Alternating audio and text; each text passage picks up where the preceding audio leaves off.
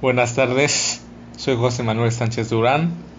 Se encuentra conmigo mi mamá, que va a tratar de hacerme algunas preguntas acerca de la diabetes y yo trataré de responderlas con la mayor certitud posible.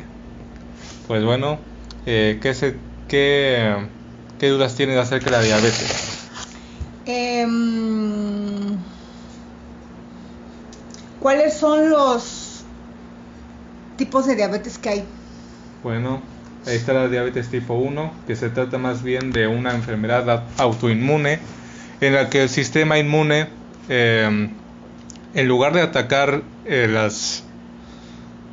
los patógenos, ataca las células beta del páncreas que se dedican a producir insulina, y por eso es que los pacientes con diabetes tipo 1 tienen una deficiencia de insulina, tienen que hacerse inyecciones de forma periódica. La diabetes tipo 2, que es la que tenemos más comúnmente, es una diabetes más bien adquirida por ciertos hábitos eh, que terminan generando una resistencia a la insulina por parte de las células del cuerpo, y a partir de ciertos procesos que todavía se desconocen, el páncreas también va a dejar de producir insulina como lo haría de forma habitual, por lo que también se genera un daño en las células tipo beta y se tiene que hacer inyecciones controladas de insulina con más precisión que las del tipo 1, y además se tiene que hacer un control de los niveles de glucosa en sangre, porque también el, la glucosa elevada puede generar ciertas afecciones que pueden volverse más adversas mientras se tenga un mal control con la diabetes. Ok. ¿Cuáles serían los síntomas de una diabetes tipo 1? Bueno, las dos diabetes tienen un cuadro similar, debido a que los efectos como la glucosa y la insulina terminan afectando de la misma manera. Lo único que cambia entre las dos es el origen, pero lo que produce la diabetes sería más por los niveles de glucosa y el hecho de que el organismo es incapaz de introducir esta molécula al interior de las células, porque principalmente la glucosa funge como una fuente de energía para las células, produciendo ATP y que pueda producir sus procesos orgánicos de forma correcta.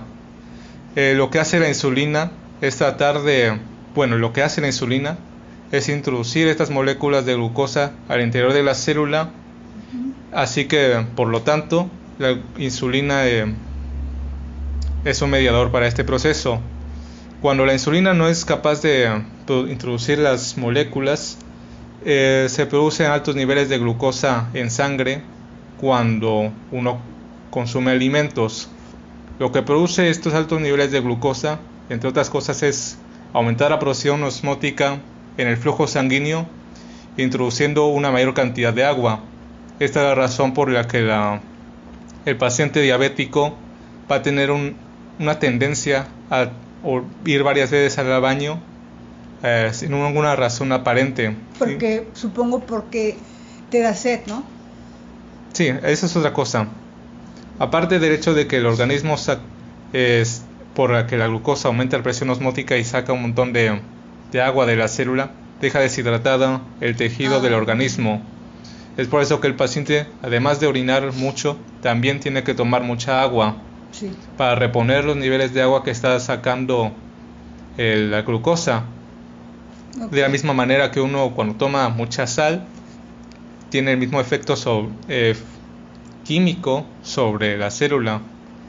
Eso también es la razón por la que la diabetes termina causando ceguera en el paciente, porque la presión osmótica también saca el agua de las células en el ojo, dañando las estructuras del mismo. También uno de los otros síntomas comunes de la diabetes es la confusión o el cansancio. El cansancio por esto mismo, de que las células no tienen una buena dotación de glucosa, y también porque la diabetes afecta la forma en que la glucosa entra a las células nerviosas. Estas en sí no requieren de insulina para poder introducir glucosa a su interior. pero la diabetes sí afecta estos procesos. Sí, también otra de las razones por la que... Ajá. La razón por la que el paciente con diabetes tiene tanta hambre como la que tiene es por esto mismo de que la glucosa no entra a la célula y las células también tienen cierta capacidad para señalizar cuando requieren de glucosa. Así que como no pueden recibir la glucosa, pues siguen pidiendo al cerebro que a partir de ciertas señales hormonales que consuma comida, pero esta comida tampoco es capaz de saciar el input de glucosa. Y bueno, es más o menos lo que se puede decir de cómo funciona la diabetes. ¿Por qué una persona cuando tiene diabetes baja de peso? Ok, esto tiene conexión con lo que iba explicando anteriormente. Y es que como el cuerpo no es capaz de metabolizar de forma apropiada la glucosa, también puede recurrir a otros métodos para obtener una dotación de energía. Es así que empieza a recurrir a la quema de grasas y también de músculo. Es por eso que, además del hambre, empieza a quemar grasas y formar cuerpos cetónicos. Es por esto que el metabolismo de grasas termina generando un aliento como a vinagre. No, un aliento cetónico. Un aliento cetónico, no recuerdo muy bien cómo se le llama, pero es por el metabolismo de grasas. Ok.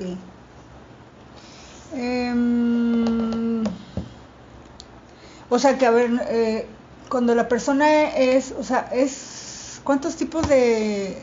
1 y 2. 1 y 2, ¿no hay 3? Llegué a investigar también acerca de una diabetes gestacional, pero es más bien una diabetes tipo 2, pero esta no necesariamente tiene que convertirse en un mal de por vida. ¿Y cuál de la 1 y la 2, cuál es la peor? O sea, dijéramos, ¿cuál es más severa? Diría que la 2, porque la 1 tiene un tratamiento menos severo que la 2, que puede llegar a ser más variable dependiendo del paciente. ¿Cuáles son los que se inyectan? Ambos. ¿Los dos? Ambos, pero ya de... ¿Y por qué hay gente que tiene diabetes y no se inyecta? ¿O no les dan tratamiento de inyecciones de insulina? Esos tienen que traer más bien un control de los niveles de azúcar a lo largo del día y cambiar sus hábitos para que no se les acumule la glucosa en el organismo. Ajá, porque he conocido gente que no se tiene que inyectar y hay otras que sí. Sí, pero también los del tipo 2 se tienen que inyectar igual que la 1, porque la 1 es poco común en la población, porque no se tiene un origen claro del factor autoinmune que tiene el tipo 1 para atacar las células del páncreas. Ok. O sea que, ¿y cuál es la relación del páncreas con la diabetes? Ok, el páncreas tiene dos funciones, una endocrina y otra exócrina. La exócrina es la que genera los jugos pancreáticos para poder disolver las proteínas de la alimentación que se secretan junto a la bilis en el duodeno. Y la otra función endocrina, que es para soltar contenido sobre la sangre, es la de la insulina. En el páncreas hay islotes pancreáticos, valga la redundancia, que generan insulina de forma conjugada para liberarla al torrente sanguíneo. Si estas células se dañan, se genera una baja producción de insulina o de plano nula. Ajá. Así que, como la insulina es la encargada de mediar la entrada de glucosa a la célula, pues si no existe no podrá entrar. ¿Y por qué se daña eso? ¿Por qué lo dañas o por qué se daña? Tipo 1. No sé, o sea, ¿por qué deja de segregar insulina el páncreas. Ok, en el tipo 1, debido a la naturaleza autoinmune, es debido a que los glóbulos blancos dañan por un motivo desconocido las células beta productoras de insulina, así que ya no pueden producirlas. Pero en el tipo 2, que es más bien adquirido, esto no sucede, pero lo que pasa es que el cuerpo, al volverse resistente a la insulina, tiene que producir más, así que las células tipo beta se sobreexplotan a sí mismas para producir más, así que terminan muriendo por sí mismas y también terminan produciendo poca insulina. Pero eso es por culpa de las malas de los malos hábitos. De los malos hábitos. Sí, por un exceso de ¿De qué? Por un excesivo consumo de glucosa. Por exceso de azúcar. Sí, azúcares. Pues creo que de diabetes ya está más o menos claro. ¿Qué otras cosas? ¿Y alguna otra cosa que tenga dudas como hipertensión? De hipertensión. Bueno, ¿qué es la hipertensión? Pues el mismo nombre lo puede clarificar. Es una tensión arterial por encima de los parámetros normales, que puede tener diferentes orígenes y también puede dar diferentes manifestaciones en el paciente. Okay. ¿Cuáles son los síntomas? Comúnmente la hipertensión va a generar dolores de cabeza debido a la presión sanguínea elevada en esta misma región del cuerpo. También va a generar mareos, y una forma en la que se puede complicar es generando embolias, derrames sanguíneos, porque no es en sí mismo por la tensión arterial elevada, sino por las aneurismas que están esperando a generar problemas dentro de del encéfalo, que pueden terminar siendo fatales si uno llega a causar un sobreesfuerzo o ya por la hipertensión reventar en cualquier momento. ¿Se cura? ¿Tiene cura esto? ¿La diabetes o la hipertensión? No, la hipertensión. Sí, la hipertensión, más que cura, se puede decir que se puede eliminar la hipertensión cambiando los hábitos por uno menos sedentario, obviamente de forma gradual, para no exigirle demasiado al cuerpo.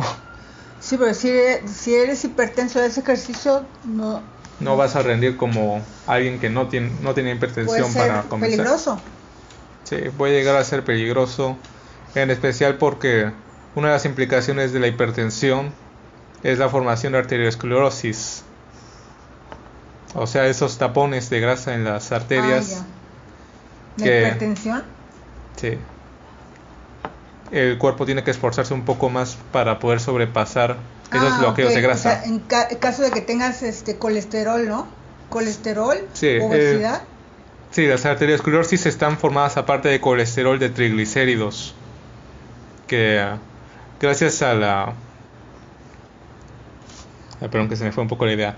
Gracias a las lipoproteínas, una molécula encargada de transportar estas moléculas, que se puede decir que se les va cayendo los triglicéridos y colesterol en la autopista, que son los vasos sanguíneos, y van generando aglomeraciones, como si se estuviera ensuciando la calle. Y entonces se van acumulando a lo largo del tiempo y se termina generando como una costra que empieza a taponear los vasos sanguíneos. ¿Y eso cómo se puede retirar? Hay un tratamiento cuyo nombre no recuerdo exactamente, pero consiste en colocar una malla para distender la arteria y que el flujo sanguíneo pueda pasar de forma normal.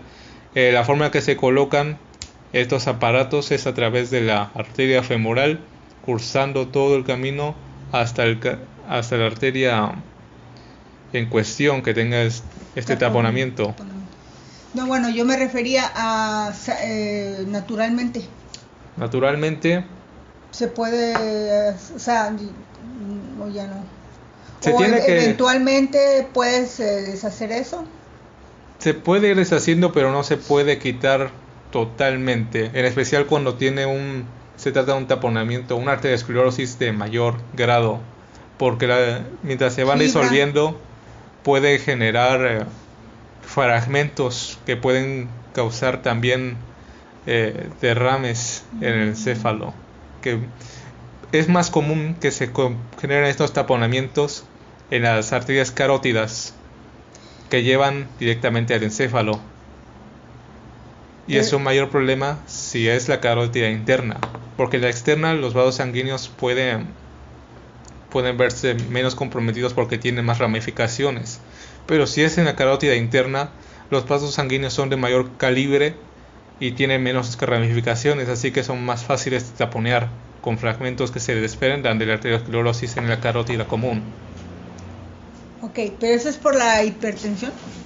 Esa es una de las complicaciones que puede tener la hipertensión, pero la misma puede tener o igual también el colesterol, ¿no? El triglicérido. Sí, y también es un tema vasto los orígenes que puede tener la hipertensión, pero comúnmente la base de todos estos problemas son los malos hábitos de vida, el sedentarismo, una mala alimentación alta en grasas. Ok, bueno. Bueno, pues muchas gracias por tu información. No sé si quieras hablar otra cosa. Pues supongo que eso es todo. Agradezco su presencia aquí y quisiera que esto sirva para ayudar a generar una mayor conciencia sobre estos temas y la población pueda mejorar sus hábitos de vida y evitarse estos problemas en primer lugar, porque la mejor medicina es la prevención. Bueno, de hecho sí me estás haciendo consciente de que tengo que tener más actividad, ya sea caminar o correr, ¿no? O sí, sea, caminar. Correr es las actividades que mejor queman las calorías, y entre las cosas que más se queman durante una actividad aeróbica intensa son las grasas, pero lo que primero se quema son los azúcares. Ok, bueno, te agradezco mucho, gracias. Muchas gracias.